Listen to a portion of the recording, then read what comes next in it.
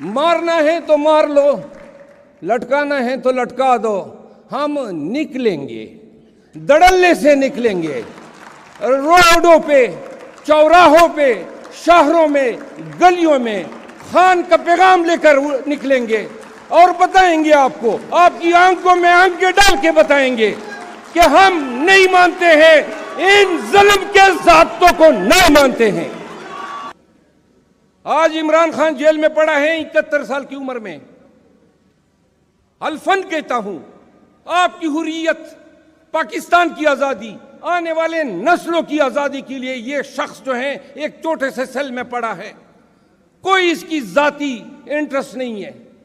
अगर ये अपनी मिसाल रकम कर सकता है, क्यों हमें अपनी जानें, अपनी आजादियां इतनी अजीज हैं। अदालतें देख रही हैं, सुप्रीम कोर्ट ऑफ पाकिस्तान जिसने इस